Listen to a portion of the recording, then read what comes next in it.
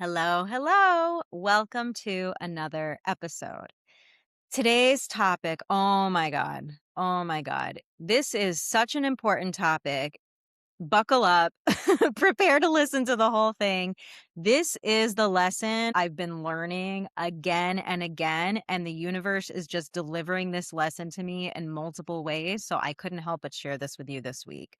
As many of you know, or if you're just tuning in, right now I'm doing an event called 201010. So this is my reflection on the last 20 years. So the first 10 years of my journey were pain, like pure pain with food. So I was binge eating, emotional eating. I felt completely out of control with food. I couldn't stop thinking of food, whether it was planning or recovering or getting on the next meal plan or whatever it was just incessant.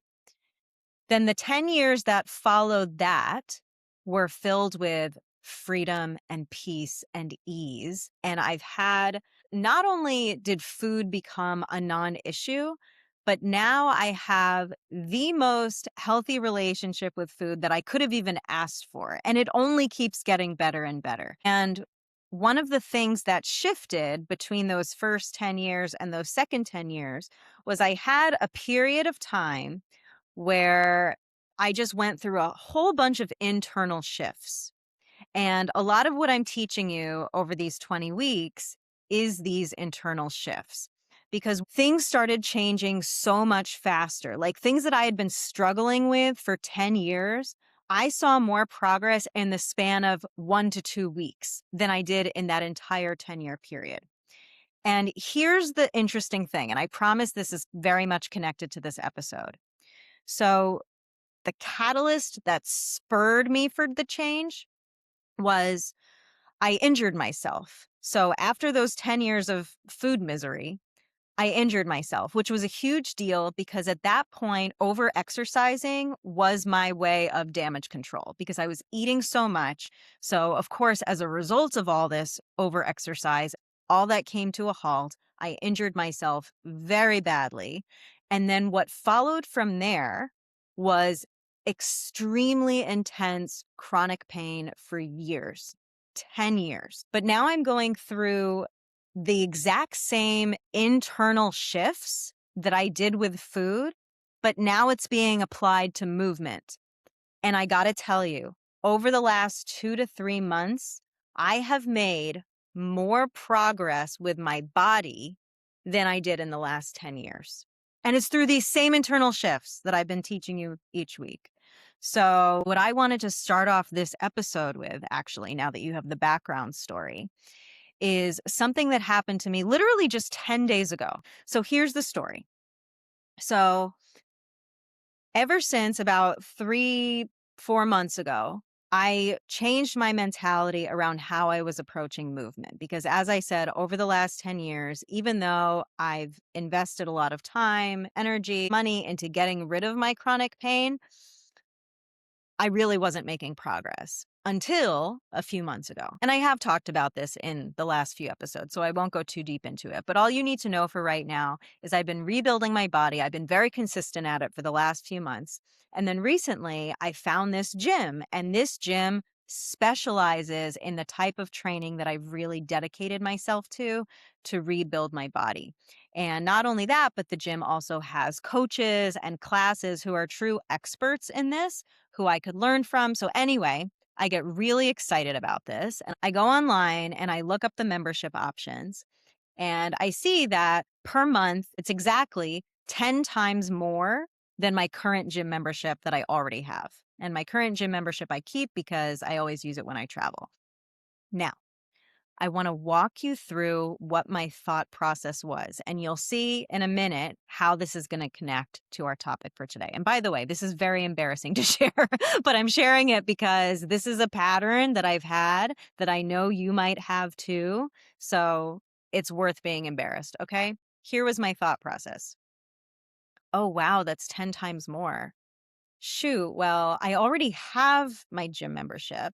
So why don't I just keep doing what I'm doing? And I can just learn online like I've been. And, I have a background in yoga and personal training. So chances are I'll be able to figure out a lot of this stuff by myself. And as long as I stay consistent, well, I can still make progress without having to pay all this money to go to this gym.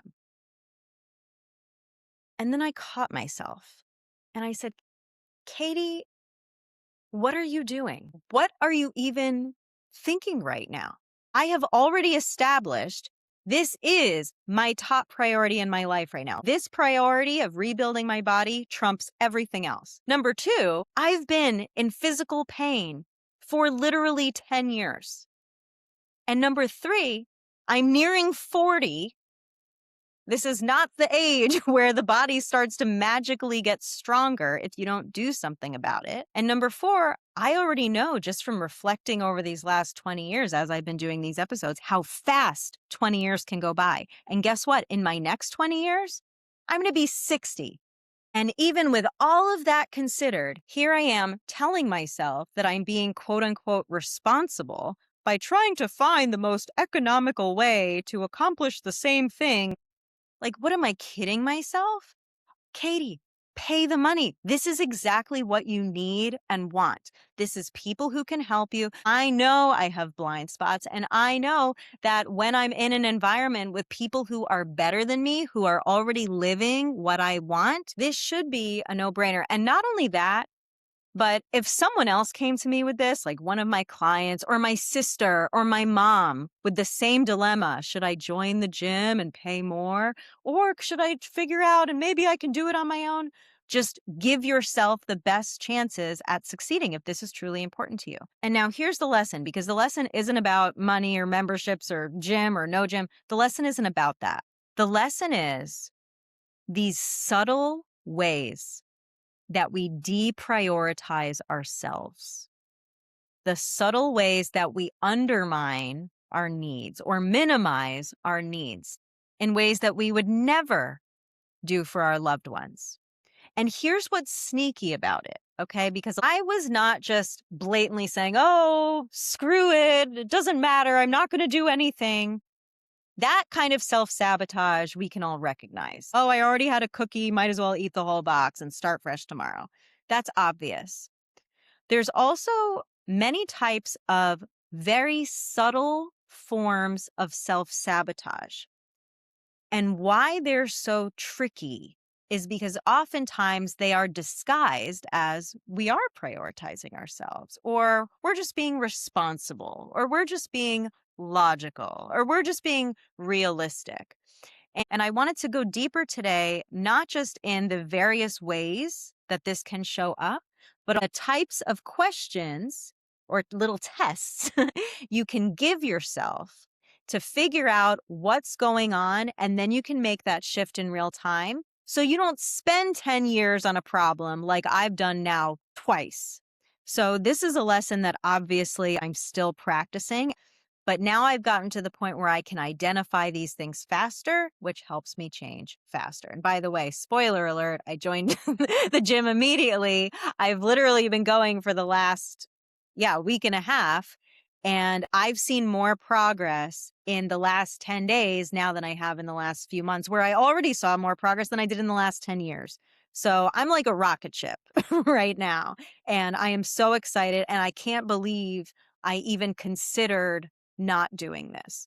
But anyway, that's slightly beside the point. But my goal for you is by the time we get to the end of this episode, you will have been able to identify multiple examples in your own life. And this all together is going to illuminate some of those blind spots. So that way you can move faster with a lot more ease and peace and freedom. Sound like a plan? Alrighty. So given that all of this is going to be centered around your relationship with yourself and your relationship with the parts of your life that are most important to you, we're going to go now into each of these 4 categories, talk about each one of them with some examples, and then I'll give you little questions or tests that you can self-reflect, self-analyze, self-diagnose what's going on. And notice this come up in the future as well and catch it then too. Okay, so let's look at the 4 categories now. The first category is going to sound obvious, but there's subtleties here. Okay. The first category is time. So the obvious thing that we know is the more we spend time on something, the higher priority it is, right? I'm not talking about our intentions. I'm talking about where our time is actually going. Okay. So if somebody was looking at your life and they knew nothing about your thoughts and nothing about your intentions, and all they saw was how you're spending your time, what would they say your priority is? So that's just the first question to start thinking about. But I want to give you a story before we move on to illustrate this point. Okay. So years ago, I had this client and she showed up. We have our weekly calls, and she showed up to the call and she was extremely frustrated. And she said to me, I have been working nonstop. I have seen no change. If anything, my binges are just getting worse. I joined this program. I thought it would work. I'm feeling like I'm even worse. So I said, okay, let's figure it out. I said, first, I haven't received any of your eating skill sheets from this week. So why don't you send me those so that way we can start there and I'll take a look. And she said, oh, I didn't really fill those out this week. Meanwhile, this is a core part of my program that I always have, that every client does. For the whole week, she couldn't send me one. So I went to the next thing that I have my clients do. I said, okay, well, let's see. How many meditations did you do? Because I give them very specific meditations to reprogram. I said, look at your sheet. Tell me how many times you did the meditations this week. She goes, oh, well, I didn't write it down, but it was probably like 2 or 3, which basically means none. And I looked at where she was in terms of what week of the program she was on. I said, okay, so you had 4 different lessons to listen to this week. Which of those lessons stood out to you the most? And she goes, I can't really remember what they were. And I named the first one. I said, this one. And she said, oh, yeah. And I said, what was your biggest takeaway from that lesson? I can't really remember. I'll have to listen to it again. And she said, oh, I can't. I'll have to listen to it again. And I said, okay, well, this lesson, I named the second one. Yeah, I might have to re listen to that one too. So here I am thinking, you just told me how you've been working so hard all week. You've been thinking about this nonstop. Meanwhile, I just named literally the only things that I've asked you to do all week, and you haven't done any of them. So I said this and I said, you said you've been working hard all week, yet this is the only work that I gave you. So if you haven't done this, what work have you actually been doing? And she had this realization that why did she feel like she was working so hard? She realized, yes, she was using all of this mental bandwidth, but her time, where was it really going? Into thinking about food, worrying about binging, thinking about why she's binging, being frustrated that she's still binging. But none of her time actually went to the exercises that I gave her that would actually help her change her relationship with food. So when it comes to spending and investing time in ourselves on the things that we really care about and want to prioritize, notice how we can actually spend enormous amounts of time thinking about changing our life without actually engaging in the things and the practices that actually would change our life. So this is one of the ways that we don't realize we're deprioritizing ourselves. It's sneaky because we are giving it the time, but it's not the time spent on what matters. And this could also manifest in the opposite way. We could also see, if we really are honest with ourselves, actually, I'm not spending my time on this. I say that this is my priority, but the time that I spend would not actually reflect that. Like, for example, with me, for years, I was saying my health was my top priority, that this was my highest value, that this was the most important thing. But if you were to just look at my day and see the blocked off time, you would see that I spent 14 hours a day sitting at my desk and maybe an hour on maybe a yoga class here and there. That amount of time spent hunched over the computer compared to how much I was actually prioritizing my health, it does not reflect what my values actually were. Where anyone on the outside would look at my schedule, what they would see is, oh, sitting hunched over on the computer is clearly her priority, right? So these are the questions, this is the first little test you can ask yourself, okay? And I wrote these questions down. Number 1, am I giving this enough time? Am I giving this enough time? Number 2, what am I actually doing during that time? So ask yourself, am I confusing, worrying, researching, planning, thinking about something with actually working on it? Okay, so that's time. We've covered time. Let's go into the second category now, which is your attention. Attention. All right. And you already know what this means, but we're going to get into the deeper stuff. You already know where your attention goes, your energy flows, right? So your attention is going to be very, very important because what does attention represent? Your focus. What are you focused on? What are you giving your attention to? Now, we can get tripped up in a whole slew of places here. But one of the ways is we might give something our time, but we're not necessarily giving it our attention. I'm going to give you an example. This is, again, an embarrassing story, but here we go. So when I first basically moved into the ashram and I was long-term living with monks and engaging in the daily schedule, this always included twice daily meditation. Now, the meditation was half hour in the morning, half hour in the evening. But what I would do is I would sit there on my cushion, I would close my eyes, and I would just try to entertain myself for the next 30 minutes until it was over. So I'm sitting in meditation, looking like a perfect statue. Where was my attention? Not on the meditation, not even trying on the meditation. Because here's the thing. Even when I put my attention, it's natural. During meditation, your attention flies away. That's a normal part of meditation. And part of the practice is bringing yourself back. So I'm not saying you need to be perfect in order to practice this. What I'm saying was I was sitting there for 30 minutes twice a day, not even trying to give this my attention. What was I really doing? Checking it off the box. Now I can say that I meditate twice a day.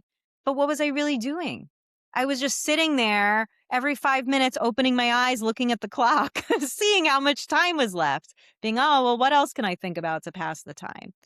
So notice how I was putting the time into the meditation. I even lived in an ashram with monks. Like most people won't just go and do that. It was really important to me to be able to cultivate peace of mind. I'm here, I'm dedicating the time, but I was not putting in the attention. You see, misalignment. Even with the previous story I just told you with my past client, it's possible that she was telling the truth and she actually did listen to the lessons from that week. But because she couldn't remember even one takeaway or even the topic of any of the lessons, even if she gave it her time, there was no way she was present. There was no way she was giving it her attention. So time without attention just becomes checking things off a box. So these are the questions. This is a little test you can give yourself. Number 1, am I doing this to just check it off a list? Is that my attitude, that I'm just treating it like a chore that I check off? Or am I engaged? Am I treating this like a practice that I'm growing in? Because your time without your attention gives the illusion that we're prioritizing something when really we're not. Okay, so now we're going to move on to category 3. There's 2 categories left here. So for category 3, this I would say is a huge one. This is where 99.9% of my clients miss the mark most before they come to me. This is also where I've missed the mark the most myself. So category number 3 is direction. And I'm going to explain what that means. Sometimes we work extremely hard with tons of time, tons of attention, but we're working on the wrong thing. My personal example that I've shared with you over the last few weeks in the podcast, for years, if you had asked me if I was prioritizing my relationship with food, I would say absolutely. That is my number one priority. That is my number one focus. I'm spending so much time, so much energy, so much of my attention on food. So why was I stuck then for 10 years? Because all of that energy, time, and attention was focused in the wrong direction. Remember what I've been saying in my last few episodes? Where your attention goes, your energy flows. That's direction. Even though in my mind, I was prioritizing my relationship with food, what was I really focusing on? Not binging. I was focusing on avoiding sugar. I was focusing on keeping the chocolate out of the house. I was focused on researching all the bad things that would happen to me if I kept eating sugar or if I kept overeating. All the health problems that I had. I was researching calories, macros. I was getting certifications in order to stop eating so badly, to stop binging, to stop emotional eating. What was I not actually directing my energy toward? Building a genuinely peaceful and healthy relationship with food. I know that's a subtle distinction, but it is the only distinction that matters. It is the distinction that matters. Guaranteed, this is a pattern of yours. Guaranteed. If you are listening to this podcast, you do this. And this is not something that we need to judge or that we need to beat ourselves for. This is something we need to be aware of so we can skillfully change direction, okay? Because there's a big difference between saying, how do I stop this behavior versus how do I create a completely different reality for myself? Whole new normal with food where all these things that I've been thinking about become non-issues. Okay, see, very, very different questions here. All right, got to let the cat out. Hang on. Okay. And by the way, this is the exact thing I was doing with movement too. These last 10 years, what was my focus? Got to get out of pain. I went to all the pain experts. I did this procedure and that procedure and this physical therapy and this protocol, all to get out of pain. What was I not focusing on? Building a strong and mobile body.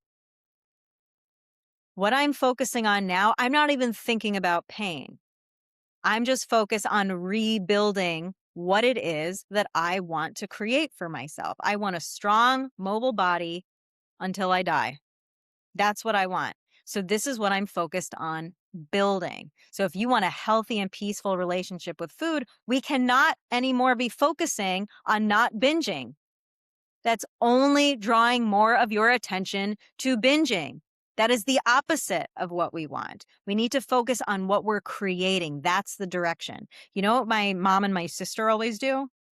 Whenever we exit a store, they will walk so fast and so confidently to like the opposite side of the parking lot of where the car actually is.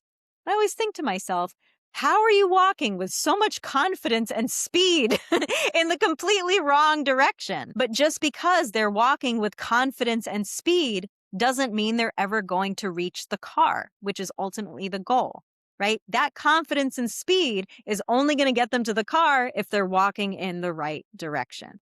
And that's what I see so many people doing with food, to the point where when someone comes to work with me, they're shocked because they're thinking, how is it that I just made more progress in 2 weeks than I have in the last 25 years?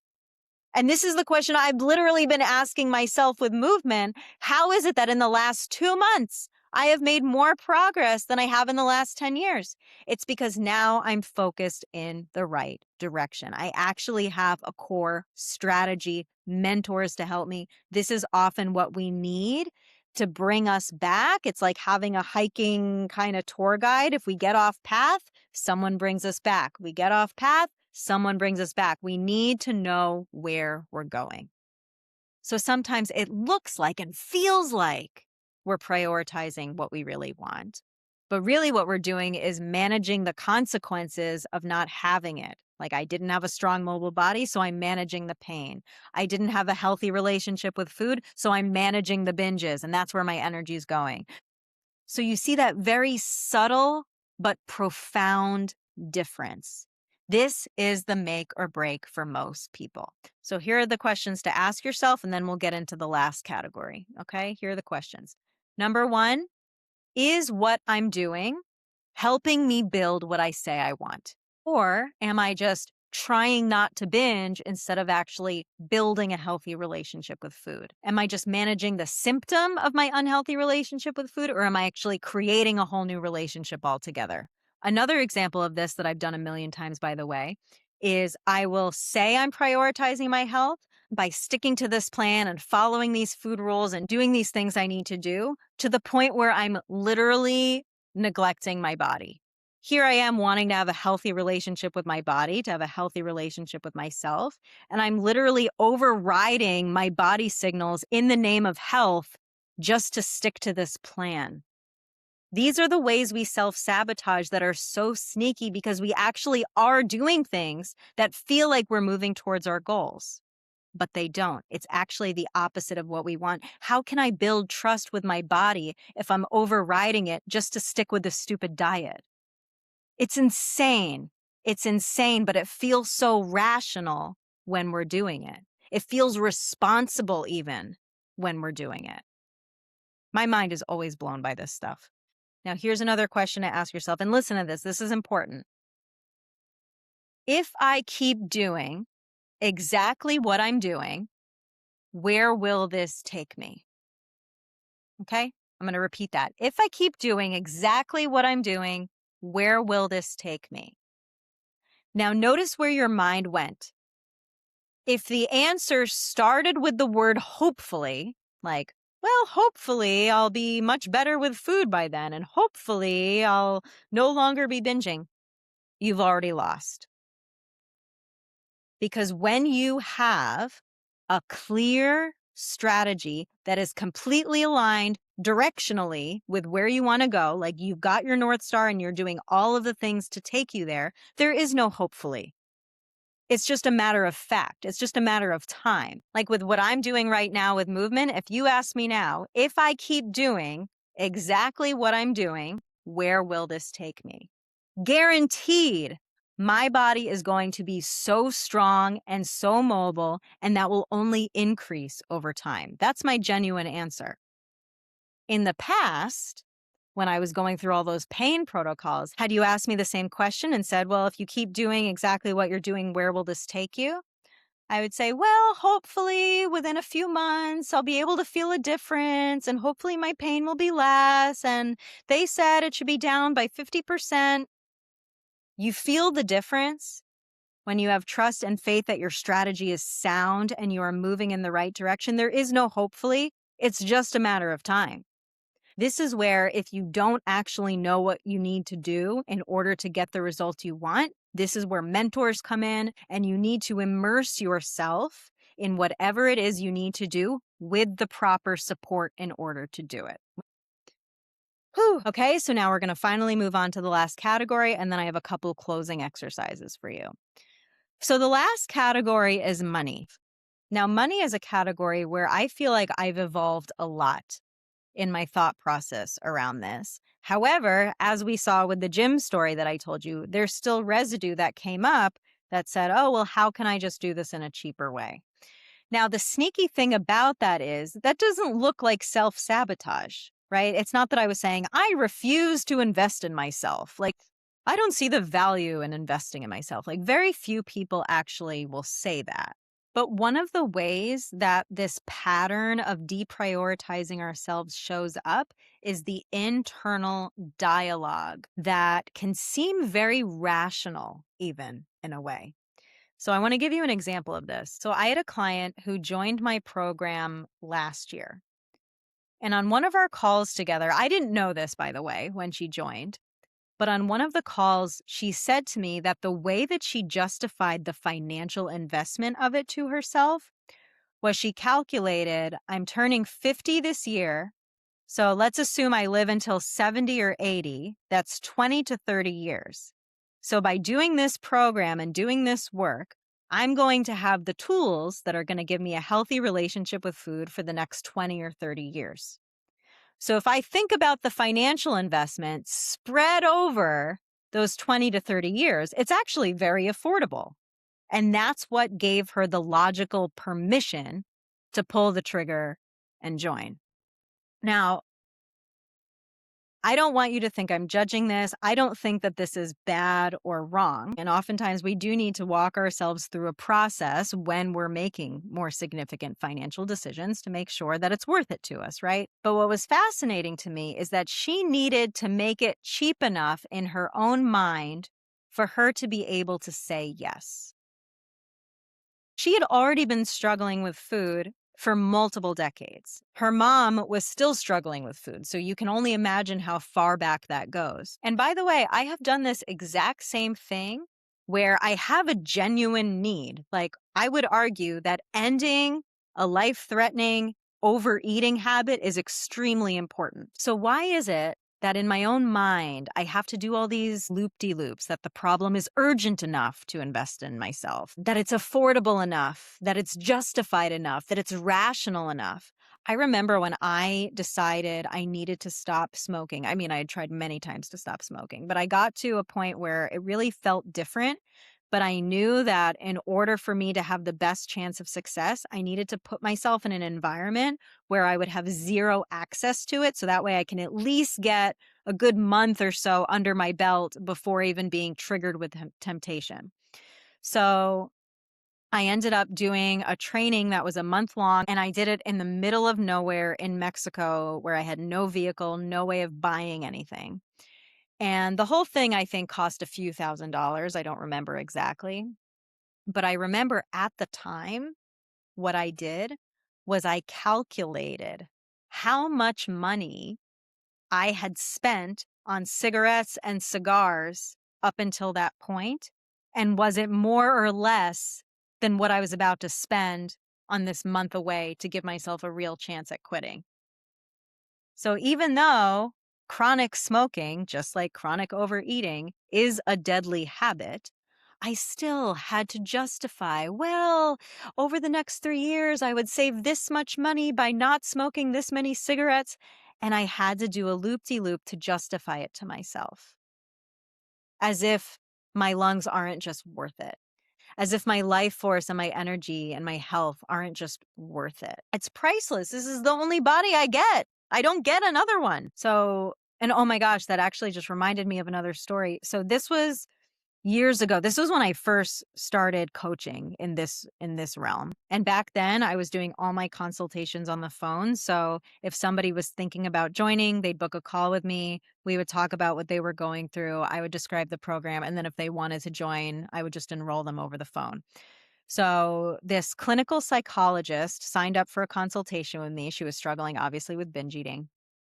And the reason why she booked the call was because of her background in clinical psychology. She felt like she knew everything behaviorally that she needed to do, but was not doing it, and just had a health scare. And so she decided at that point, I'm going to book a call and I'm going to take this seriously. So we go through the call. She decides she definitely wants to join. So over the phone, she starts giving me her credit card number. And I'm about like 4 numbers in, just typing them in. And she stops. And she says, I'm actually not sure if I want to move forward with this. And I said, okay, why not? And she said, well, maybe if I just had one more health scare, that would motivate me into changing and I could just really do this on my own. And I remember pausing. I didn't even argue with her. I just said, repeat out loud again what you just said and listen to yourself.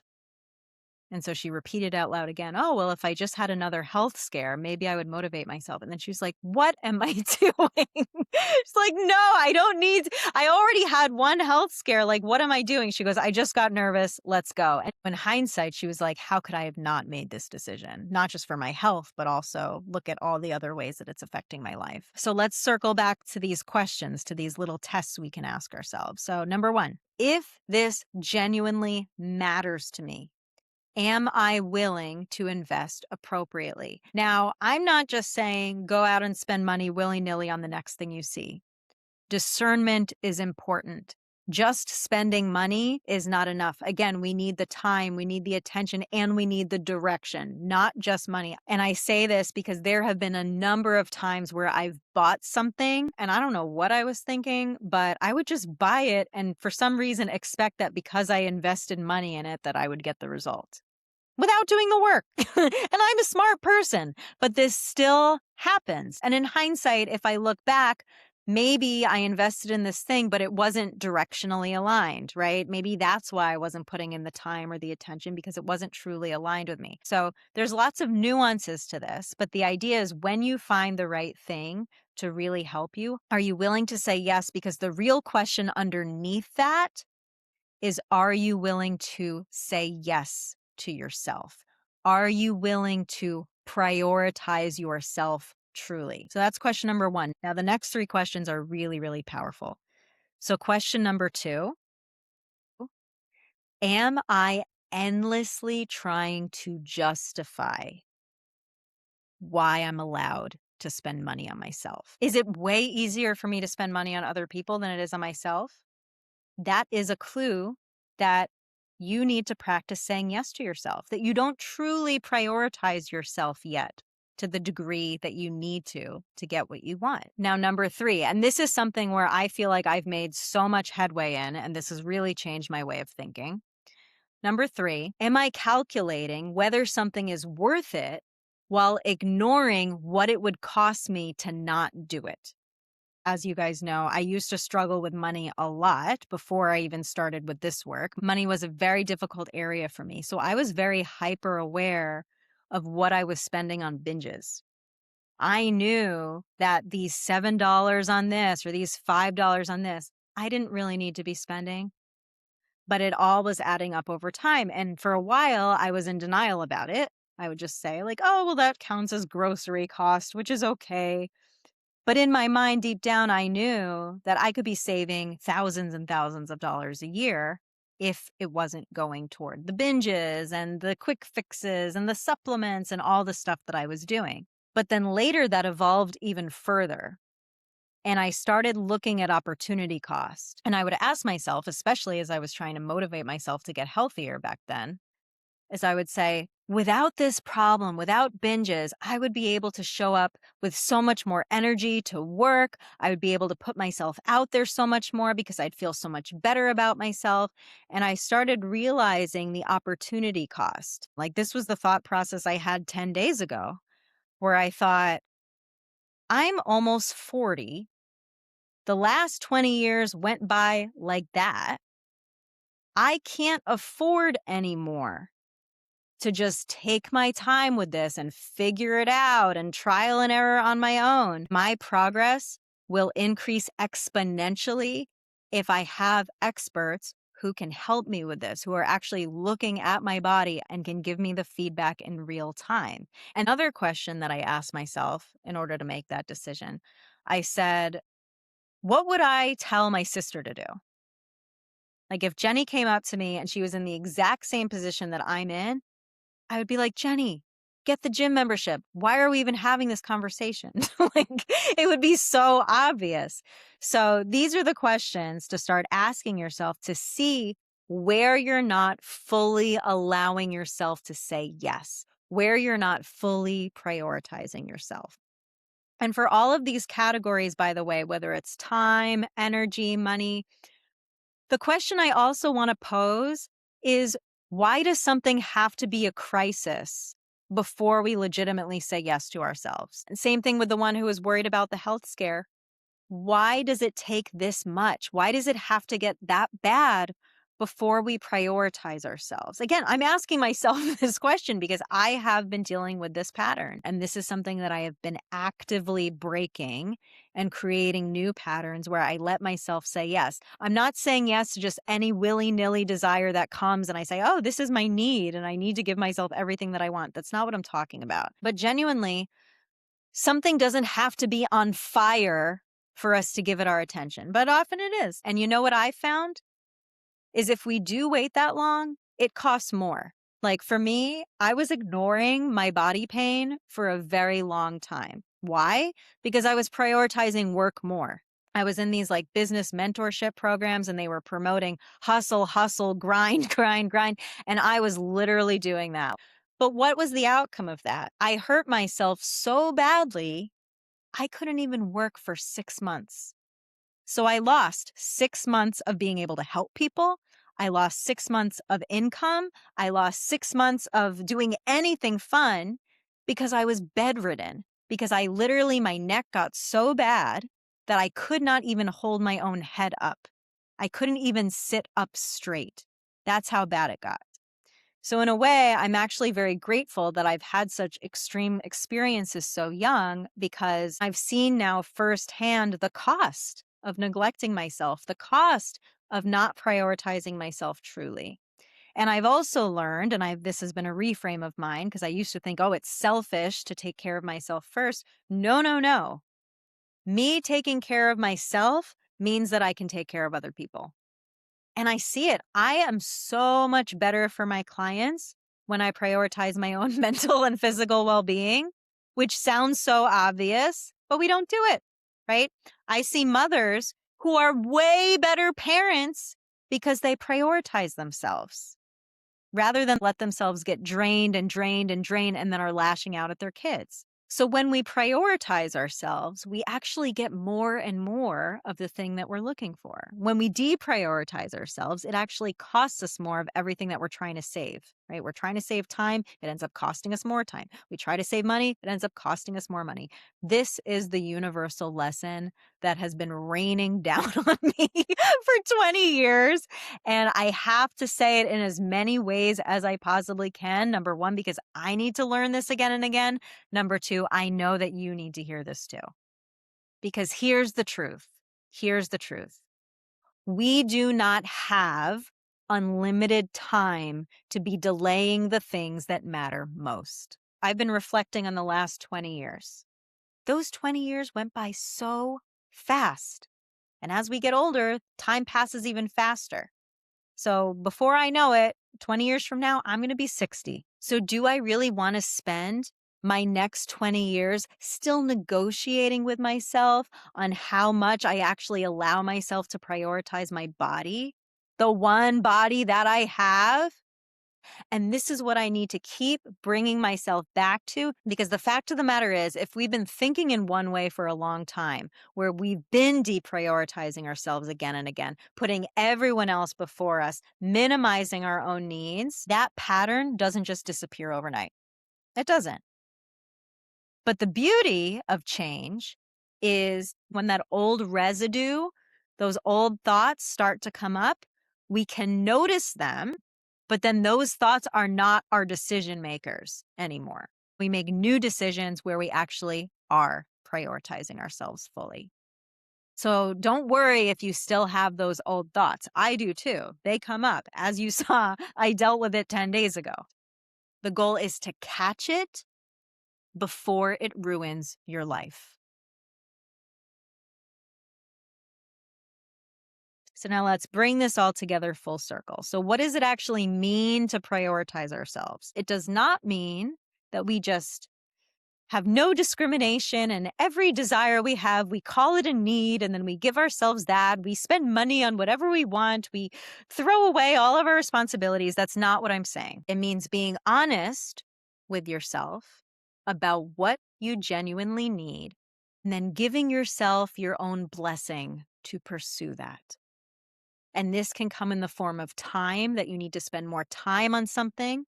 It could come in the form of attention. You need to pay more attention to this. It could come in the form of money. You really need to invest in something to be able to get the result you want. And of course, with all of that, the direction has to be there, because we can put all the time and all the energy and all the money into something, but if it's in the wrong direction, we're not going to end up where we want to go. So I've given you a lot of questions to ask yourself today. But the one question, and you might have heard me say this at the beginning, the one question, if somebody outside of you, they can't hear your thoughts, they can't hear your words, they don't know your intentions. All they can see is physically what you're doing, where your time is going, where your money's going, what direction you're focusing on. If all they could see was that, what would they think your priority was? And if I had to give you one final takeaway or one final message here, I would really want to say to you what I've been saying to myself. You have this one body. That's it. Give yourself permission to truly prioritize it. Time goes fast. Life before we know it will be done. Give yourself permission to treat yourself like you would your most cherished loved one. That's when things really start to change. So, as always, I hope you've gotten some good takeaways or reflections from this episode. I hope that all the mistakes that I've made will save you time and energy in your own process, which is why I share all of these things. I will see you in just a couple of days with another teaching. So make sure you're signed up to receive everything at katiepapo.com/resources, and I will talk to you soon. Bye.